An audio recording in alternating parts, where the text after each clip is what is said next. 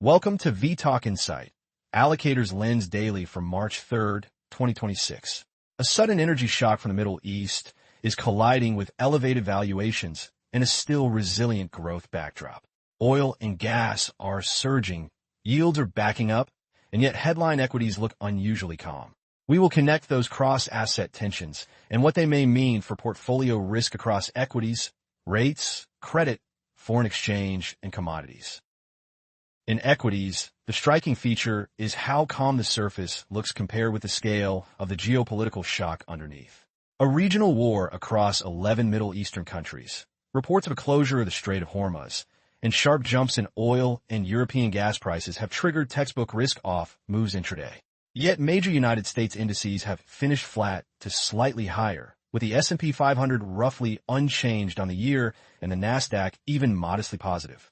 The equal weight S&P index is up around 6%, signaling underlying breadth rather than a broad unwind, while option markets show near record bearish positioning in big equity exchange-traded funds and bullish positioning in oil. That heavy hedging appears to be cushioning the initial shock to stocks. Beneath the index level, the rotation is much more pronounced. Energy and defense stocks, from Exxon and Chevron to Shell, BP and European defense names, are rallying as crude trades near four-year highs and expectations rise for structurally higher military spending. Shipping companies and United States liquefied natural gas exporters are also finding support as tanker traffic is rerouted and Qatari exports are curtailed. In contrast, travel and hospitality names with Middle East exposure, as well as parts of technology and consumer discretionary, are under pressure. Valuation worries persist in this mix. Forward price to earnings on the S&P 500 is still in the mid-20s versus a long-run average closer to the high teens, and tight credit spreads alongside elevated asset prices hint at some complacency about macro and geopolitical tail risks. Supporting the bullish side of the equity story, earnings have been robust. For two consecutive quarters, S&P 500 companies have beaten estimates by roughly 5 percentage points. Market breadth and volume indicators are at or near record highs, and strategists are lifting profit forecasts. Small caps and international markets are showing early signs of secular catch-up, while history suggests cyclical sectors often outperform defensives in the year after geopolitical risk spikes. At the same time, institutional passive equity funds are seeing outflows. Sentiment toward AI-related equities has fallen back toward last year's levels, and software stocks hit by AI-driven disruption and layoffs look oversold to some commentators. That leaves equities balanced between strong micro fundamentals and stretched macro valuations, with the path of energy prices acting as the key swing factor. Several houses argue that a sustained move in oil well above $80 could trigger a sizable correction without necessarily ending the longer-term bull trend, which makes the duration of the conflict crucial as we turn to rates. Turning to rates, the familiar flight to safety pattern has been interrupted by inflation fears. United States Treasury yields initially dipped on the earliest war headlines, but then delivered their largest one-day rise in months as investors focused on the inflationary impulse from higher energy prices and further domestic data. 10-year yields are holding just above 4%, and several observers expect them to remain in a relatively tight 4 to 4.2% range despite the geopolitical noise. Markets now see the first Federal Reserve rate cut pushed back to mid-year at the earliest, with some pricing drifting towards September and fewer total cuts anticipated for 2024, reflecting a central bank that can afford to stay on hold while inflation risks are reassessed. In Europe, the pattern rhymes, but with more concern about growth. Rising oil and gas prices have tempered expectations for near-term cuts from the Bank of England and the European Central Bank, even as the risk premium on UK gilts versus German bonds has narrowed on reduced fiscal worries. The rates complex is therefore trading the conflict mainly through the stagflation lens rather than a pure recession story. Higher yields tighten the valuation cushion for equities and raise the hurdle rate for new credit issuance. Yet the absence of a decisive safe haven rally suggests bond markets still treat this as a volatility shock that may fade, not yet a regime change. That nuance is important context for the credit discussion. In credit, the narrative is split between increasingly loud warnings and still supportive market behavior. Senior banking executives argue that risks around inflation and private credit are being underestimated, and some compare current conditions to the mid-2000s, with high leverage, compressed spreads, and elevated asset prices. Lenders are tightening standards, cutting subprime exposure, and demanding more collateral, while sector-specific stress is emerging in areas like commercial real estate. One high-profile San Francisco office bond has seen junior tranches wiped out and senior paper lose more than 40%, underscoring how quickly capital structures can be impaired when cash flows disappoint. Private credit sits at the center of many of these concerns. Underwriting quality is seen deteriorating, liquidity is patchier, and some investors locked into illiquid vehicles may be forced at a risk by selling more tradable assets. Loans trading above par have fallen sharply, especially for technology and software borrowers, and high-yield spreads have widened by about 40 basis points from their January lows.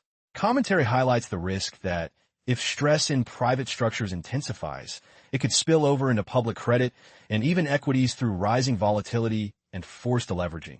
Even though leveraged loans and high-yield bonds have so far only logged modest price declines around the recent geopolitical shock. Offsetting those risks is a still constructive picture for mainstream public credit. Corporate and household balance sheets are generally described as solid. Leveraged lending is smaller in scale than before the global financial crisis, and investors are attracted to elevated coupons. Credit markets are seeing record inflows, issuance, and secondary trading volumes, with high-yield bond issuance running ahead of last year, even as leveraged loan supply dips. Strong cash generation and limited net new issuance helps support spreads, while the rise of electronic and algorithmic trading and early use of generative AI in analysis is improving liquidity. For now, many allocators view current sector and company-level stress as part of a normal cycle that creates dispersion opportunities rather than an imminent systemic break, but they are watching private credit liquidity very closely. In foreign exchange, the response to the Middle East shock has been notable for how uneven classic safe havens look. The dollar is acting as the primary refuge, supported by higher United States yields and relatively resilient growth, while the Japanese yen is underperforming despite elevated geopolitical risk and bouts of risk-off behavior in other assets. That weakens one of the traditional portfolio diversifiers just as cross-asset volatility, including in oil and gas, is rising. It also reinforces the idea that rate differentials and policy expectations remain the dominant drivers of major currency moves, even in the face of security events. For Europe and many emerging markets, currency dynamics are increasingly linked to energy terms of trade. The surge in European natural gas prices following disruptions to Qatari liquefied natural gas exports, combined with the risk of prolonged closure of the Strait of Hormuz, highlights how vulnerable import-dependent regions are to external price shocks. At the same time, sanctions have already redirected much Iranian and Russian crude toward Asia, and large buyers such as China and India are reportedly building inventories, adding a commodity-driven element to capital flows. For multi-asset allocators, the message from FX is less about a strong directional call and more about the shrinking diversification benefit when both currencies and rates are anchored by the same inflation and energy forces, which leads directly to commodities. Commodities, and energy in particular, sit at the center of the current market regime. The conflict in the Middle East has escalated into a broad regional war involving around 11 countries, with attacks reported on Saudi refineries, Kuwaiti power infrastructure, and Qatari liquefied natural gas plants. Tanker traffic through the Strait of Hormuz, which normally carries about 1/5 of global oil and gas exports, has almost ground to a halt as ship owners and insurers withdraw war risk coverage. Brent and WTI crude prices have jumped by high single digits and are trading around 4-year highs, while European gas benchmarks have surged between 20 and 50% after production halts and shipment disruptions. Beyond the immediate spikes, there are signs of a deeper repricing of energy. Global spare capacity is limited, inventories and strategic reserves are low, and OPEC Plus is struggling to deliver even half of its announced supply increases. Analysts warn that a prolonged closure of Hormuz could bottleneck hundreds of millions of barrels of crude and refined products within weeks, effectively removing a significant share of global supply. Europe appears especially vulnerable given depleted gas reserves and the loss of Russian pipeline flows, with some scenarios suggesting that benchmark gas prices could more than double if disruptions persist. This backdrop supports the idea of persistent super volatility in oil with very fat tails. A rapid reopening and restoration of insurance could see prices drop sharply, while a drawn-out conflict would embed a lasting security premium into energy markets. The commodity story also extends to metals and precious assets.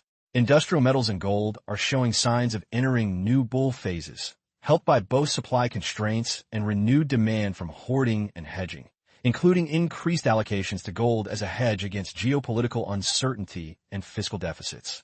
Rising energy prices risk acting as a tax on consumers, weakening GDP growth even as inflation stays elevated, which is the classic stagflation mix that complicates central bank decisions and feeds back into higher risk premia in rates, credit, and equities. Energy producers, defense companies, and some industrial exporters currently look like relative beneficiaries, while travel-related sectors and energy importers face headwinds. The key variable for commodities, and for the broader cross-asset picture, remains time. The longer the Gulf supply chain and regional airspace stay disrupted, the more lasting the repricing of energy and the greater the chance that today's volatility shock morphs into a more persistent macro regime shift. Stepping back, the cross-asset picture is one of tension between a powerful energy and geopolitical shock and an underlying macro and earnings backdrop that is still holding up. Equities look resilient at the index level, but are rotating hard beneath the surface, with valuation support thinner and leadership tilting toward energy, defense, and selected cyclicals. Rates markets are trading the conflict mainly through the inflation and stagflation channel, keeping yields elevated and pushing out the timeline for central bank easing. Credit remains the fulcrum, with robust public markets, but growing stress and liquidity questions in private structures, while currencies deliver less diversification as the dollar leads and the yen lags. Commodities sit at the heart of both risk and opportunity, with oil, gas, metals, and gold all highly sensitive to how long regional disruptions last. This video is for information only and is not investment advice. If you found this video useful, please like and subscribe to @vTalkInsight. Alternatively, visit vTalkInsight.com to chat with our specialized AI market assistant and access the latest interactive market insights.